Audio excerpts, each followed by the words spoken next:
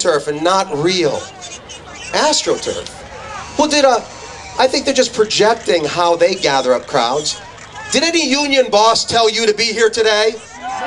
Did some official pay you to be here today? No, I think that this is real and we're here for good and we're going to stay. So then they pulled out the last trump card that the liberal left has to play. They said that you're all racist.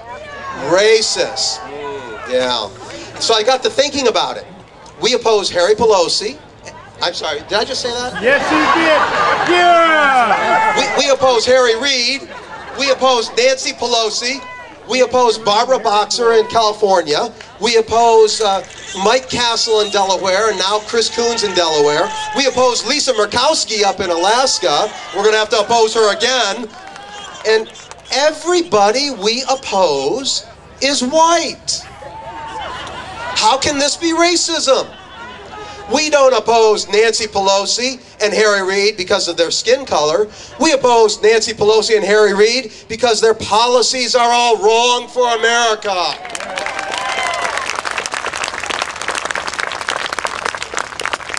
We've been able to do this with your help. We're a political action committee, which means that we raise money and we endorse candidates and we spend money to support those candidates. And we're not allowed to take any corporate money. So we don't have any corporate dollars, and unions just don't give us any money. So all of the money we've raised has come from individuals.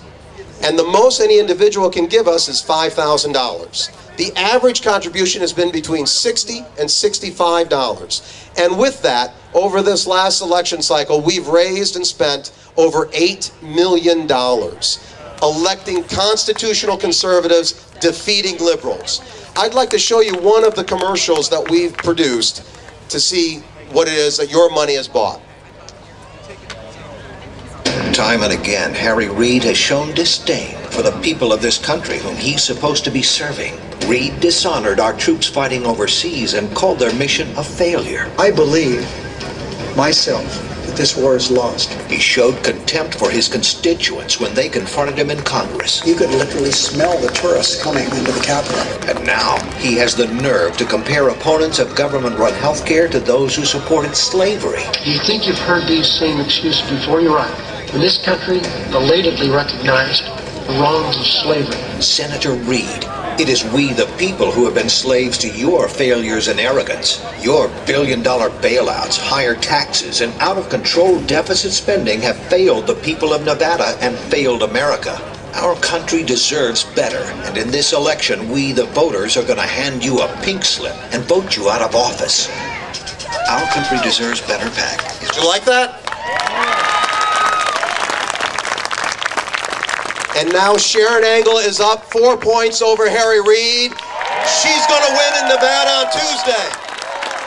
John Racy's going to win here on Tuesday. We're going to win across the country on Tuesday. Thank you all, ladies and gentlemen. Howard Kalugian, thank you. Now I was telling you about our Tea Party Express booklet, and they're going to be around, and guess who? Sarah Palin, right inside, and one of the other times she's been with us on the Tea Party Express. Now, you saw Amy Kramer just a few minutes ago. There's a number of things Tea Party Express is doing for local candidates that you've been helping out. We want to talk a little bit about that and what your role can be in furthering our cause as we organize and take back our country. Amy Kramer.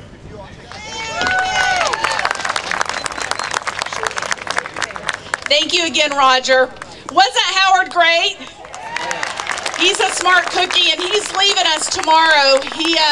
He has to go back and work, so I'm going to miss him. I'm disappointed he's leaving, but, you know, he can't count on the administration to pay his bills. All of us have to work, right? So you guys, as I said, locals reached out to us here and asked us to come here, and we are so glad to be here today. You know, this Tea Party movement has done amazing things over the past year and a half. The movement was just born a year and a half ago, and I know that you guys had a Tea Party right here in Wheeling, West Virginia on April 15th of 2009, and it was a big one. And I worked with the local organizers then, And I am so glad that there are conservatives here, because we need to send conservatives to Washington to represent this state. That's right.